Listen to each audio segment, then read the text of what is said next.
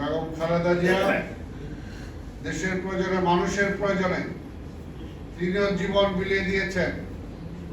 তিনি যখন জেলে যান, হেঁটে হেঁটে জেলে গিয়েছেন, আর যখন জেল থেকে তাকে ফেরত নিয়ে আসা হয় তখন খাটের মধ্যে শুয়ে তাকে আসতে হয়েছে।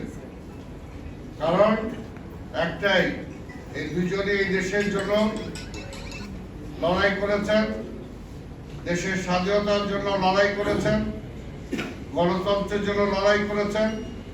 কখনো কোনো দেশের কাছে আপোষ করেন নাই। আপোষ করেন নাই ক্ষমতার জন্য, আপোষ করেন না নিজেদের সুবিধা ভোগের জন্য। এই কারণে দুজনকে জীবন দিতে হয়েছে। তাই ভাইরা আমার, আজকে সেই দলটা আমরা করি, সেই দলের নেতা আমরা, কর্মী আমরা। আজকে বহু চড়াই উতরাই পেরিয়ে বাংলাদেশে আবার রাষ্ট্র ক্ষমতায় এসেছে আমাদের দল বিএনপি। আমাদের নেতা তারেক রহমান আজকে বাংলাদেশের প্রধানমন্ত্রী। আপনাদের মনে হতে পারে যে বোধহয় সব সমস্যার সমাধান হয়ে গেছে, সবকিছু বোধহয় ভালো হয়ে গেছে। না, সবকিছু ভালো হয় নাই, সবকিছু সমাধান হয়ে যায় নাই। আর ষড়যন্ত্রকারীরা এখনো আছে, এখনো তারা ষড়যন্ত্র করছে। কারা ষড়যন্ত্র করে? যারা এই দেশের স্বাধীনতার বিপক্ষে।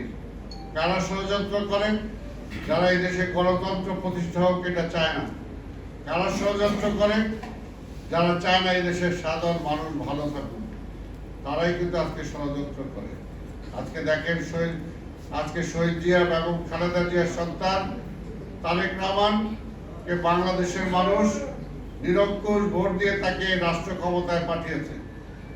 জোর জুলুম করে সে ক্ষমতায় যায় নাই, কিন্তু ক্ষমতায় যাওয়ার 2 মাসের মধ্যে, 1 মাসের মধ্যে, 3 মাসের মধ্যে